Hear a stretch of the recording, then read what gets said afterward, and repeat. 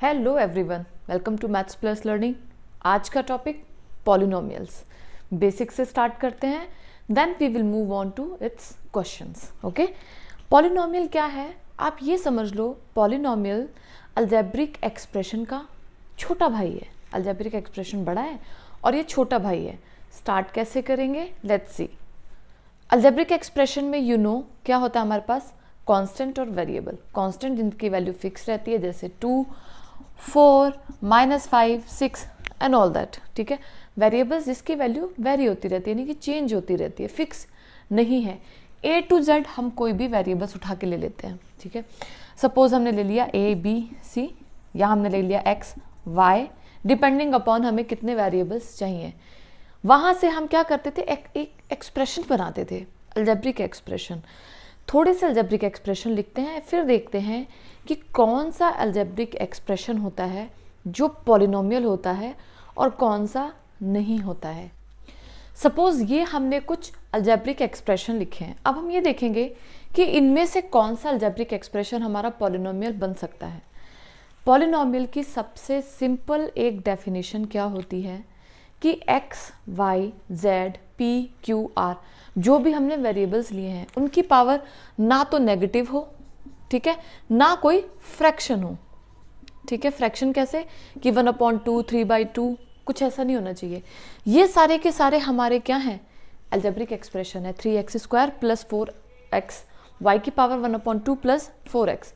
ये हमारा क्या है, एक अलजेब्रिक एक्सप्रेशन है। अलजेब्रिक एक्सप्रेशन में हमारे पास पावर नेगेटिव भी हो सकती है, ठीक है, हमारे पास पावर फ्रैक्शन भी हो सकती है। ओके, ठीक है, नेगेटिव पावर भी हो सकती है और फ्रैक्शन पावर भी हो सकती है अलजेब्रिक एक्सप्रेशन में। लेकिन एक अलजेब्रिक एक्सप्रेशन अगर वो पॉलिनोमियल बनेगा तो उसके पास ना तो नेगेटिव पावर होनी चाहिए, ना कोई फ्रैक्शन होना चाहिए। तो हम क्या करते हैं, अगर मैं ये टर्म यहाँ से रिमूव कर दूँ, ठीक है, तो मेरे पास क्या बचता है, 3x² + 4x।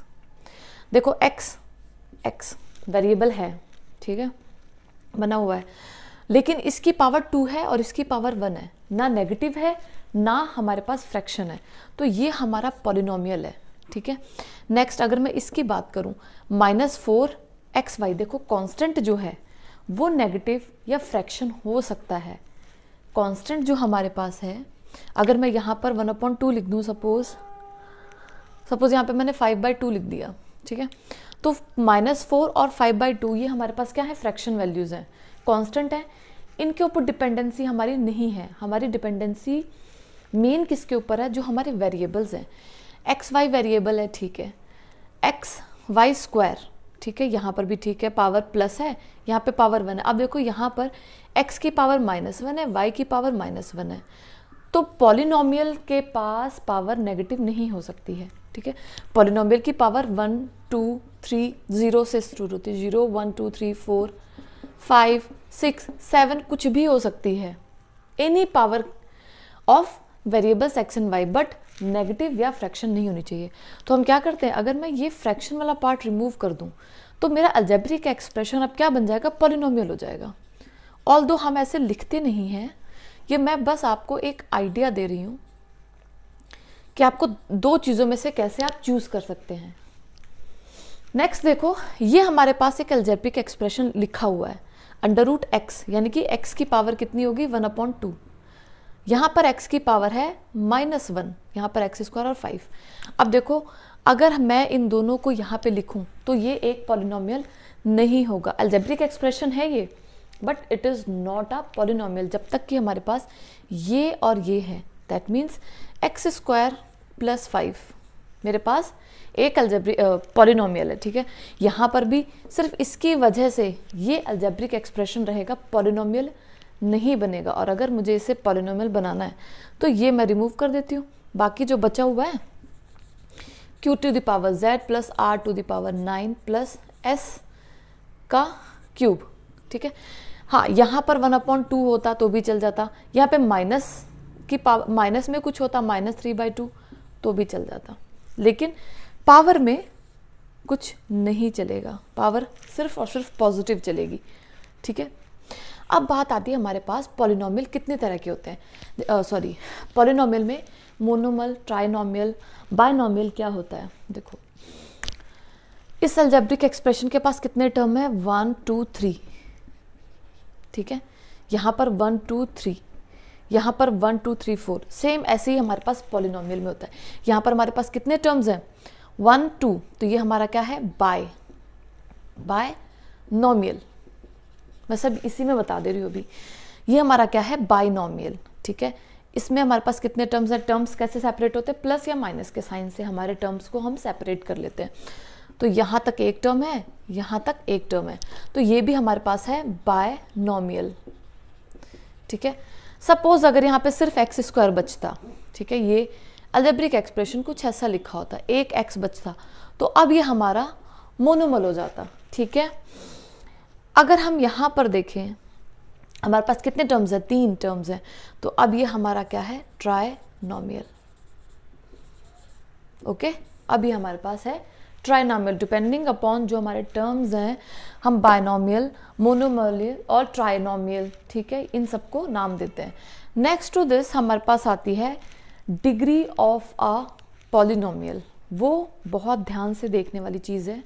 एक बेसिक चीज़ आप इसमें और देख लीजिए, ये हमारे पास बायनोमियल है, ठीक है, एक तो ये बायनोमियल है, ऊपर से ये पॉलिनोमियल है इन 1 वेरिएबल, ठीक है, ये हमारे पास पॉलिनोमियल है इन 1 वेरिएबल, ये हमारे पास पॉलिनोमियल है इन 2 वेरिएबल्स, बायनोमियल भी है और हम इसे क्या कहते हैं, पॉलिनोमियल ऑफ इन 2 वेरिएबल्स। आपको ये भी ध्यान देना है कि अगर हमारे पास 2 या 2 से ज़्यादा भी वेरिएबल्स आते हैं तो वो भी हमारा पॉलिनोमियल है, लेकिन उसका नाम बदल जाता है, ठीक है।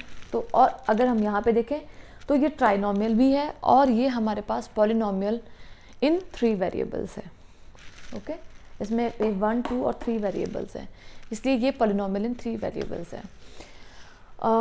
डिग्री ऑफ अ पॉलिनोमियल, देखो जो हम हाईएस्ट पावर लिखते हैं किसी भी वेरिएबल की, जो हाईएस्ट पावर होगी वो हमारे पास होती है डिग्री ऑफ अ पॉलिनोमियल, और वो पॉलिनोमियल हमारा सिंगल वेरिएबल पॉलिनोमियल होता है। पहली बात तो ये, तो सिंगल वेरिएबल पॉलिनोमियल को अगर मैं लिखूँ तो मैं कैसे लिखूँगी कि कोई भी polynomial a0 plus a1x plus a2x square plus and so on an x की पावर n, ठीक है, सिंगल वेरिएबल है x x x x इस पॉलिनोमियल की तरह, ठीक है।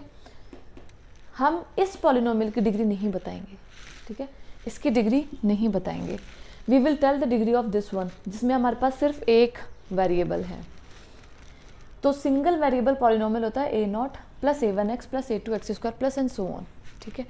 फॉर एग्जाम्पल अगर मैं इसको ऐसे लिख लूँ, सपोज मैंने लिख लिया इसको 4x की power 9 plus 5x square plus 3, बस, ठीक है। अब देखो ये हमारे पास क्या है, एक तो ये ट्राइनोमियल है, 3 टर्म्स है, तो हमारे पास क्या हो गया, ट्राइनोमियल हो गया। हाईएस्ट पावर इसमें x की क्या है, एक ही वेरिएबल है x की हाईएस्ट पावर हमारे पास है 9, तो इसकी डिग्री हमारे पास क्या हो गई, 9, ओके। नेक्स्ट टू दिस अगर मैंने एक ले लिया पॉलिनोमियल, सपोज मैंने, अच्छा मैं अलजेब्रिक एक्सप्रेशन लिखती हूँ, उसमें से देखते इसको पॉलिनोमियल कैसे बनाना है। सपोज मैंने लिख लिया y की power -2 plus 6y square plus 19y की पावर सपोज मैंने ले लिया 7, ठीक है। अब देखो क्या ये पॉलिनोमियल है, नहीं है, क्योंकि y की पावर -2 है, ठीक है, तो ये एक पॉलिनोमियल नहीं है, ये एक अलजेब्रिक एक्सप्रेशन है। अगर मैं इसको रिमूव कर दूं, अब मेरे पास ये क्या बचा है, एक पॉलिनोमियल, क्योंकि y और y, ठीक है, वेरिएबल्स हैं, पावर है 2 और 7, दोनों फ्रैक्शन नहीं है, दोनों नेगेटिव नहीं है, पॉजिटिव नंबर है, होल नंबर है हमारे पास। ये कैसा पॉलिनोमियल है हमारे पास, बायनोमियल, इसमें 2 हमारे पास टर्म्स हैं, तो ये बायनोमियल हो गया। और इसकी डिग्री क्या है, इसकी degree is the highest power, highest 2 और 7 में क्या है हमारे पास 7। कांस्टेंट नहीं देखते हैं, सिर्फ वेरिएबल की पावर देखते हैं, वही हमारी होती है डिग्री, ठीक है। अब इस डेफिनेशन की नीचे एक और लाइन लिखी होती है, हमने जब भी एनसीईआरटी में देखा होगा, it is written like this कि a0 a1 a2 up to an not all zero, सारे के सारे ज़ीरो नहीं हैं, ठीक है। सारे के सारे ज़ीरो नहीं होने का क्या मतलब हो गया कि इनमें से कोई 1 2 3 4 ज़ीरो हो सकते हैं। सपोज मैंने लिख लिया x की पावर 19 प्लस एक्स स्क्वायर बस, या प्लस 5, ठीक है। अब देखो क्या हो जाएगा, इसकी पावर इसकी डिग्री है 1 और xn की पावर 19, इसकी डिग्री क्या होगी 19 हमारे पास, ठीक है। अब यहाँ पर देखो क्या बाकी सारे टर्म्स ज़ीरो हो रहे हैं, यस, a0 a1 a2, इसमें से जो भी टर्म्स बीच बीच के हैं वो ज़ीरो हो रहे हैं। Not all zero, not all zero, ऐसा क्यों लिखा जाता है?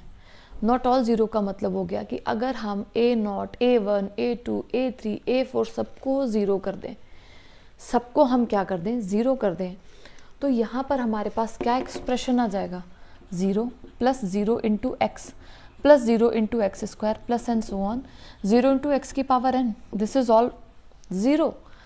क्या इसकी डिग्री हम बता सकते हैं? बहुत ध्यान से समझने वाली चीज़ है, ज़ीरो पॉलिनोमियल की डिग्री हम नहीं बता सकते। क्यों नहीं बता सकते? कांस्टेंट और ज़ीरो पॉलिनोमियल, यहाँ पर ही सबसे ज़्यादा बच्चे कंफ्यूज होते हैं।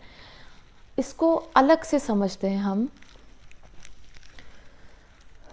Degree of a polynomial, constant polynomial हमारे पास क्या होता है, 5 कांस्टेंट है, ठीक है। 5x की पावर 0 लिखा होगा, ये जो हमारे पास केवल 5 है वो 5x की पावर 0 लिखा होगा, ठीक है। अगर हम कांस्टेंट 7 रख लें, या सपोज 70 रख लिया हमने कांस्टेंट, तो इसको हम क्या लिख सकते हैं, 70x की पावर 0, ये हमारे पास क्या है, कांस्टेंट पॉलिनोमियल, ठीक है।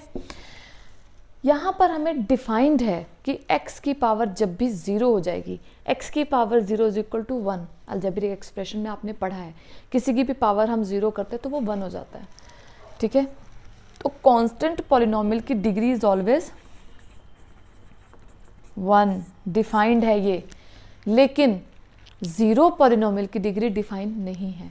देखो हमने क्या किया था, इन सब टर्म्स को 0 रख लिया था, तो हमारे पास 0 प्लस 0 प्लस 0 प्लस 0 आ गया था, ठीक है। यहाँ हम इसको ऐसे लिख सकते हैं, 0 plus 0 into x plus 0 into x square plus and so on 0 into x की power n, this all becomes 0।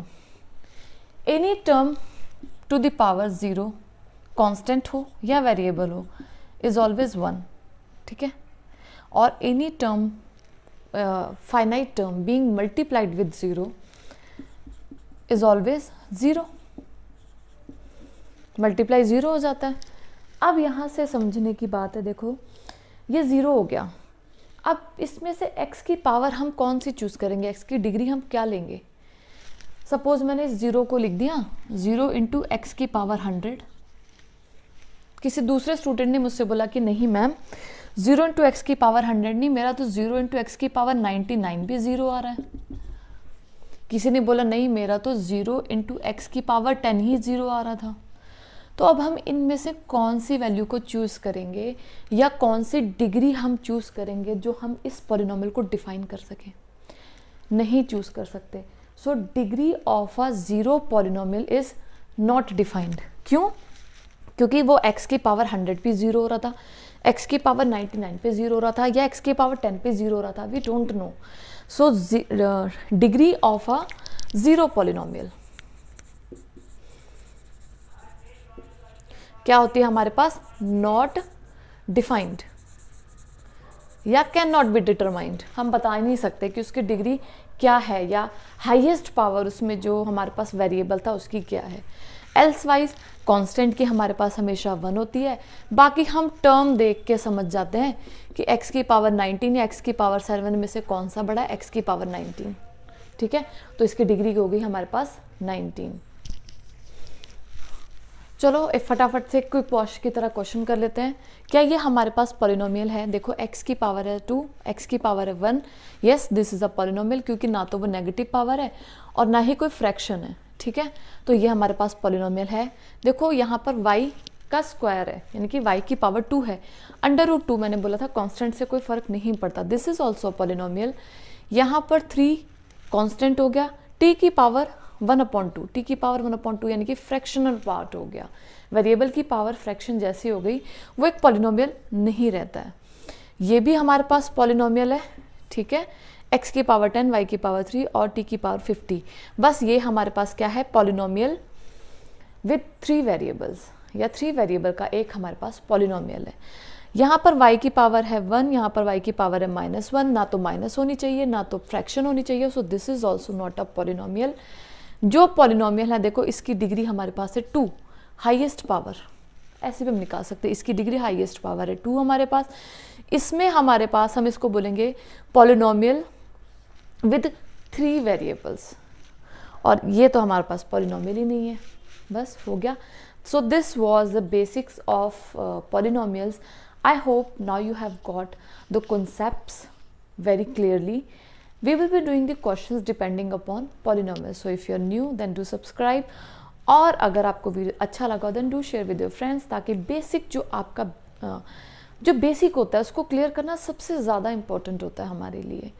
जब हम कॉम्पिटिटिव क्लासेस में जाती हैं, इवन कॉम्पिटिटिव क्लास तो बात की बात है, जब हम अपने एग्जाम्स में भी जाते हैं तो हमें कॉन्सेप्ट क्लियर होना चाहिए कि पॉलिनोमियल, अलजेब्रिक एक्सप्रेशन दोनों आपस एक ही कह लो कि एक ही तरह के लगते हैं, लेकिन दोनों में डिफरेंस क्या है। तो डिफरेंस मैंने आपको अच्छे से क्लियर कर दिया है। I hope you like the video, and if you are new then do subscribe maths plus learning. Thank you for watching.